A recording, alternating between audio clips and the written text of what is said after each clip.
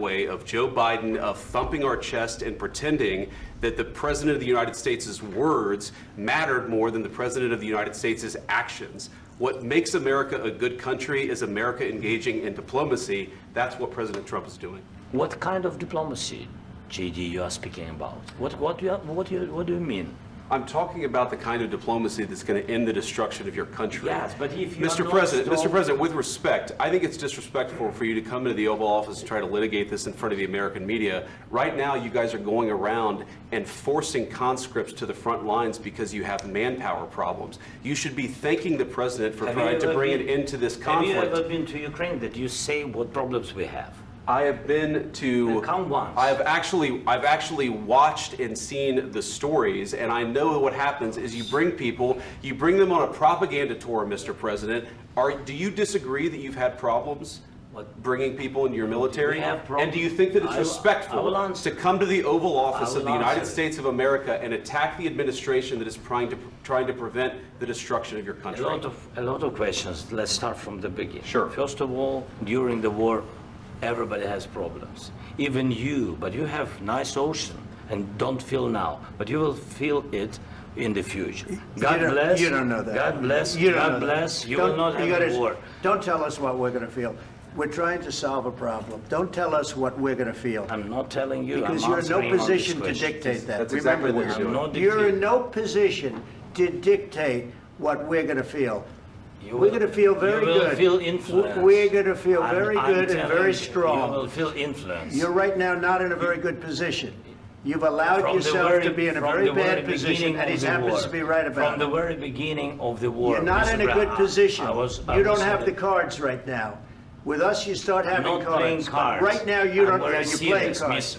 You're playing cards. You're gambling with the lives of millions of people. You're gambling with World War III. You're gambling with World War III. And what you're doing is very disrespectful to the country, this country, that's back to you, far more than a lot of people said they should have. Have you said thank you once? This entire meeting?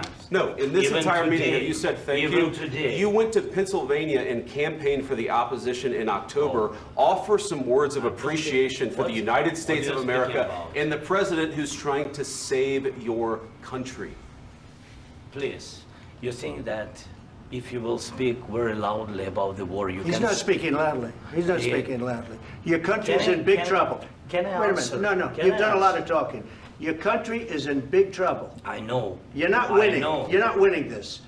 You have a damn good chance of coming out okay because of us. Mr. President, we are staying in our country, staying strong from the very beginning of the war. We've been alone, and we are thankful. I said thanks you haven't in been this alone. cabinet, you and haven't not been only alone. in this cabinet. We gave you, through this stupid president, $350 billion.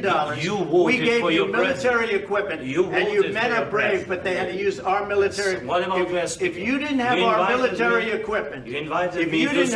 military equipment, this war would have been over in 2 weeks. In 3 days. I heard it from Putin. In 3 days. This is something maybe new. Less. In 2 weeks. Of course, yes. It's going to be a very hard thing to do business like this. Again, just say thank you. I said a lot of times to American people. Except that there are disagreements, and let's go litigate those disagreements rather than trying to fight it out in the American media when you're wrong.